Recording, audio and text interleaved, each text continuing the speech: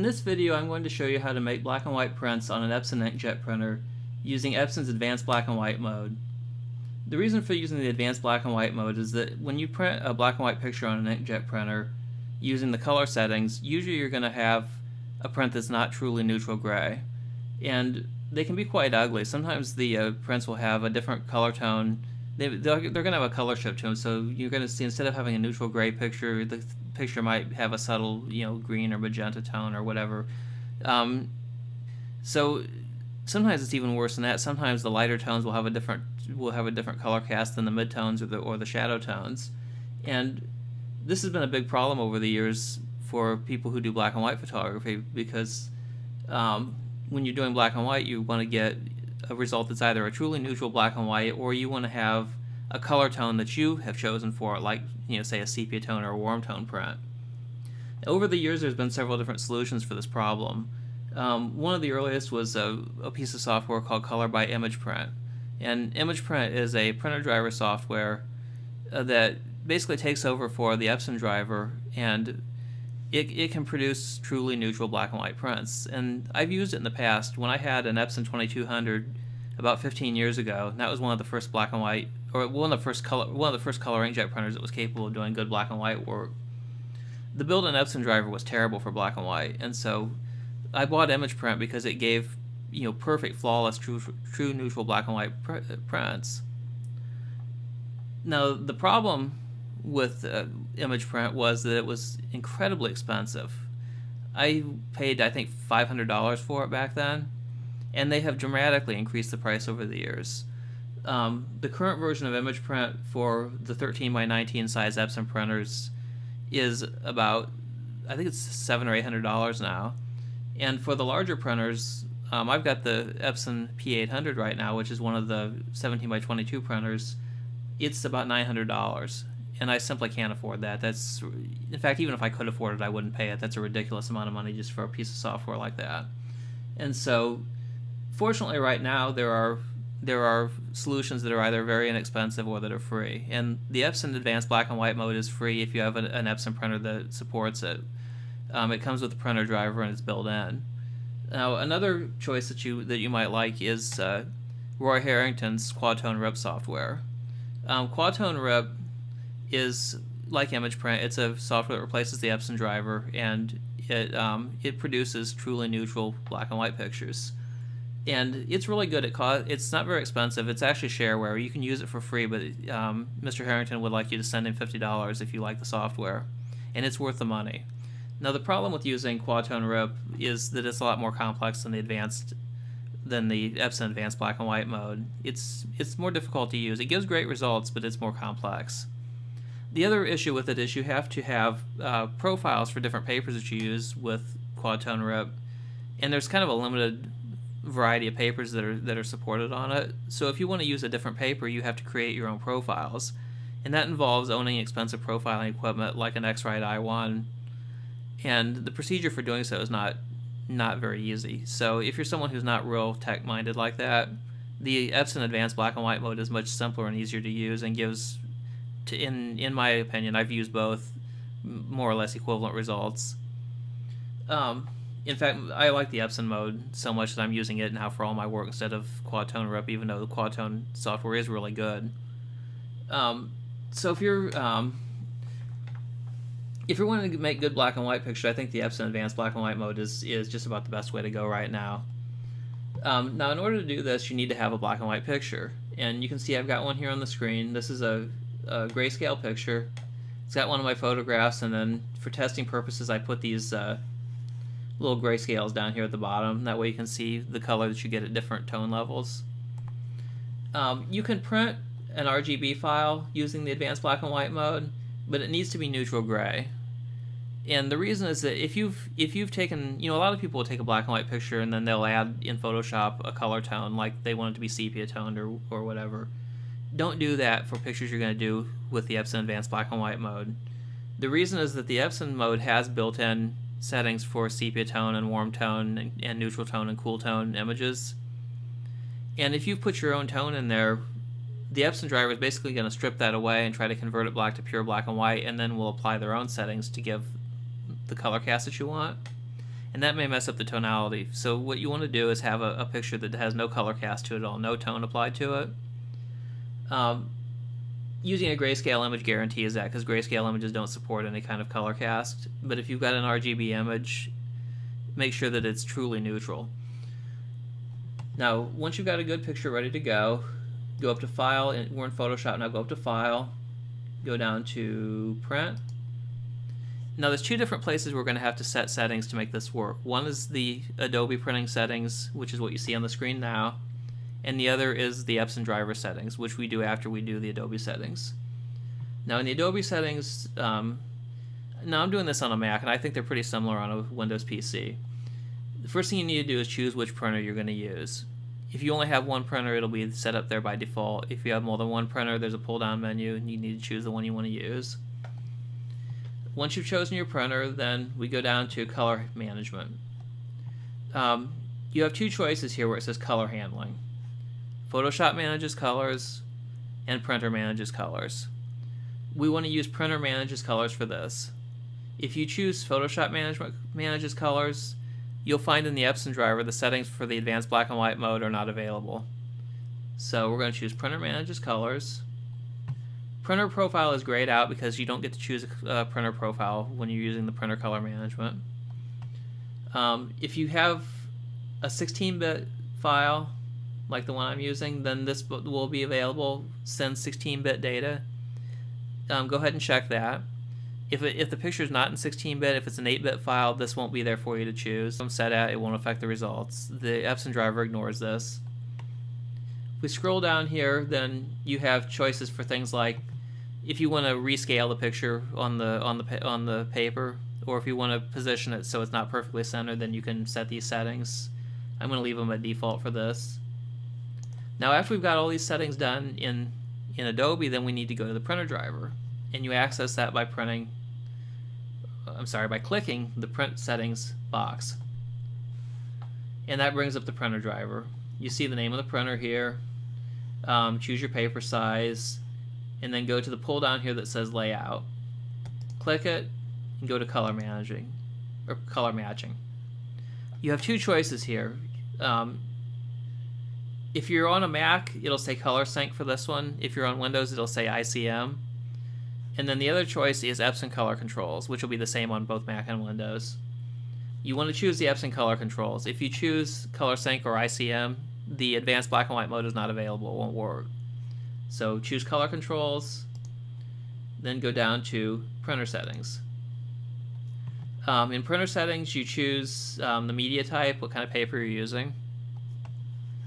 I'm going to use the Epson Legacy paper here, which I've been experimenting with lately, and I think it's a very beautiful paper for black and white printing.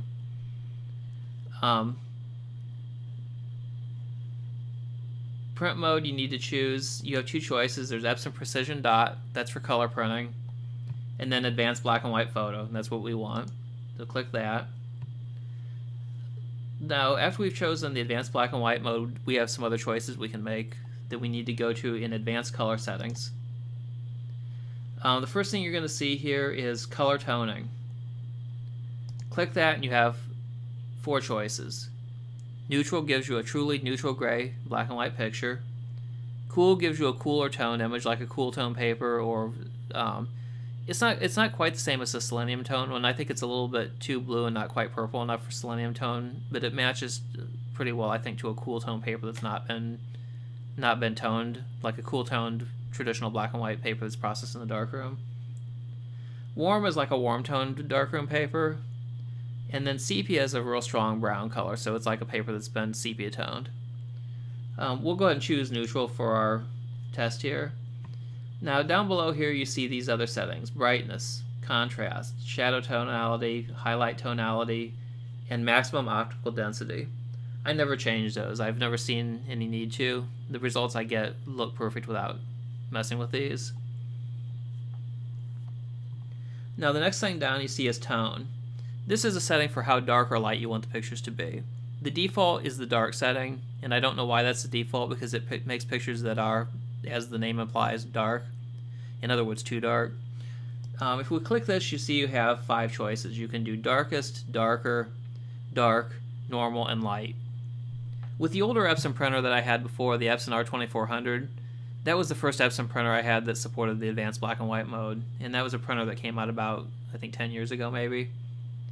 I found it with that printer, then I had to use the light setting in order to get black and white prints that matched my calibrated monitor. With the P800, I was surprised to find that they had gotten it so that the normal setting actually gives prints that match my monitor perfectly, and that's the way it should be. I mean, normal should give you a normal print, right? So I'm gonna choose normal. Now, with your printer, if you're not using the same model I am, you'll want to experiment with this. Try the normal setting, try the light setting, see which one works best. Heck, you may even find that the dark setting works best on yours. Do some trial and error with these and see which one you like best, and then stick with that. Below that is highlight point shift, and we're going to leave this off. Now you have choices here of on and on full page. What that does, if you have that turned on, is it adds a little bit of density to the lightest tones in your picture. In other words, it kind of grays them down a little bit. The purpose of that is supposedly that it's supposed to eliminate, if you're using a glossy or semi-gloss paper, it's supposed to eliminate the bronzing effect or the gloss differential problem.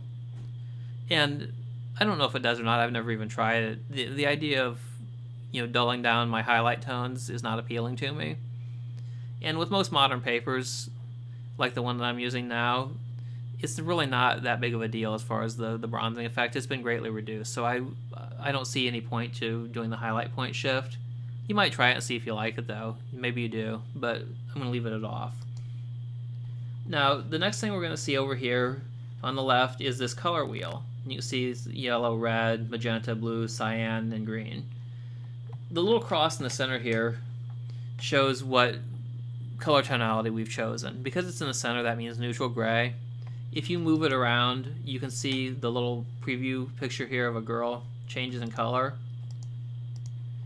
Unfortunately, I found the preview picture is really not very accurate, so your prints probably aren't going to match what you see on this.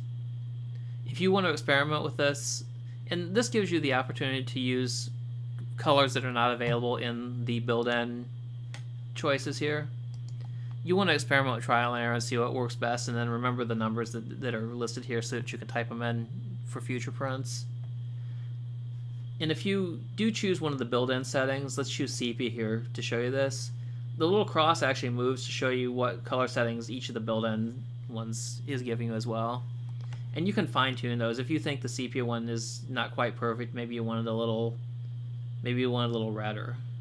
Or maybe you want it not quite as strong, so you move it toward the center, make it a little closer to neutral. You can fine-tune the built-in settings this way. Also, notice that when I change from the neutral setting to the sepia, the tone setting changed to dark again. For some reason, they've got it so it resets to the default whenever you change one of these settings. I hate that because sometimes I forget that I need to go back and reset this again if I've changed my mind on one of these settings. But make sure that after you change the color toning setting, you go down here and change the tone setting back to whichever one you want to use, assuming you don't want it to be the dark setting. Once you've got all this stuff set, you're all set with the advanced color settings. We'll go back to basic. Choose the output resolution you want. With this printer and this paper I'm using, you have two choices: 1440 DPI and 2880. I printed with both, and I found the 2880 really doesn't give any increase in quality that I can see with my eyes. It does, however, slow down printing quite a bit, and it uses more ink, so usually I use the 1440. You may disagree with me on that. If you prefer the 2880, you can choose that. Below that, you have the choice for high speed, which I usually uncheck, and then the finest detail should be left checked. The reason I uncheck high speed is that when the printer sprays ink down on the paper, the ink usually will dry pretty quickly, and it'll be dry by the time that section of the paper that has been sprayed with ink reaches the drive rollers in the printer that move the paper through the printer. If the ink's not totally perfectly dry, though, it can transfer ink to those rollers and then give you lines on your prints from those rollers transferring that ink back to the paper as it runs through. with some papers that can be an issue. With the papers Epson makes, it probably shouldn't be, but just to be sure, and also because I sometimes print with non-Epson papers, I just leave it unchecked. It makes the printing times a little bit longer, but it's not that big of a deal to me. Once all these settings are set the way you want, hit save. Make sure all these are still correct, and then hit print. And then you're done. You just wait for it to come out of the printer. Now, what about if you're going to print on a paper that's not made by Epson? Because the built-in settings are only for papers that Epson makes. So if you want to use a non-Epson paper, does this work? It does for some of them. I haven't tried every paper that's out there, but I do use a lot of Ilford paper. I use the Ilford smooth gloss paper when I need an inexpensive glossy RC paper. I use it a lot for proofing and for prints that I'm giving away.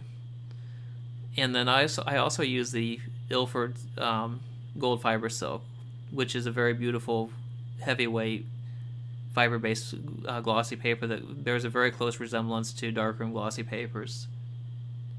And I use these with the advanced black and white mode. They work really well. What I do with them is I just choose the Epson paper type. If you look at the instructions Ilford gives you, and any other paper too is going to give you instructions telling you which Epson setting to use for their paper as far as the media type to choose.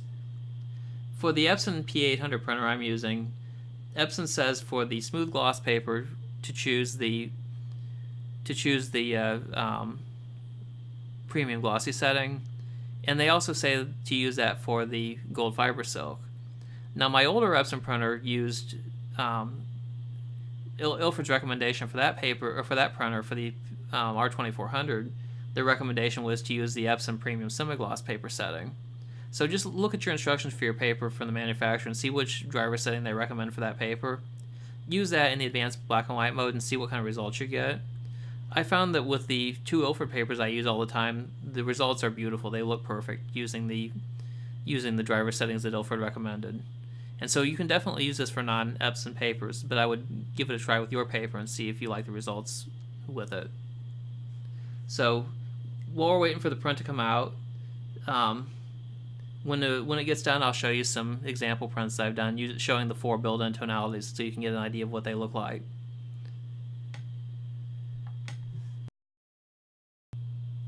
Okay, here are our results. This is the neutral tone one, and you can see it's a neutral, pretty perfect neutral gray.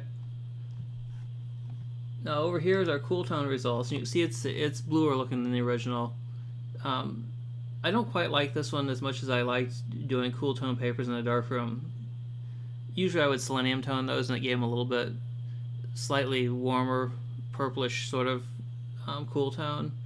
So this one, if you like Cooltone papers that have been selenium toned, you'll probably want to use this as your baseline and then shift the color just slightly toward the magenta in the color picker in the Epson Advanced Black and White mode.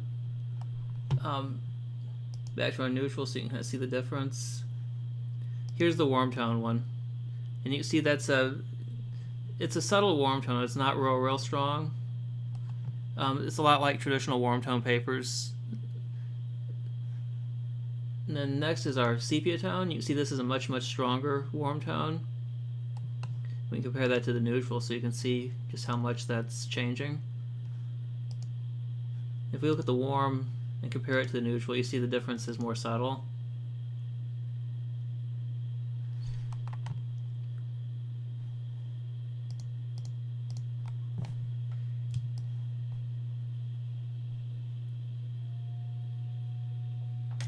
And you can see this when we zoom in on the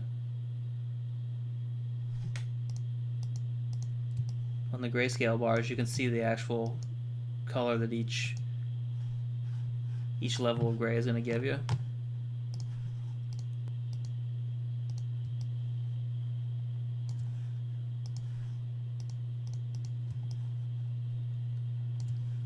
So there's cool, neutral, warm, and sepia.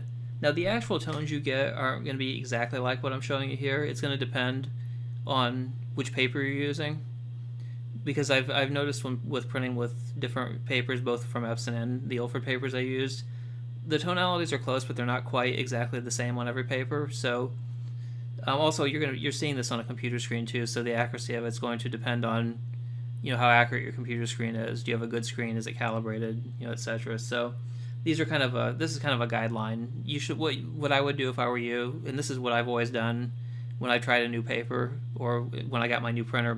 I've only had my P800 for about a month and a half now. Is I created this file to use as a test file, and then whenever I want to try a new paper or a new printer, I print this using all 4 of the tone possibilities that the Epson driver gives. That way I've got a reference for when I do actual photographs that I want to exhibit or sell, so I can make a decision which tone that I'm going to like best for them. But all in all, I think the results from this are pretty beautiful, and it's great because it's something that's built into the Epson driver. If you have one of the Epson inkjet printers that supports it, which is pretty much all the stylus color ones.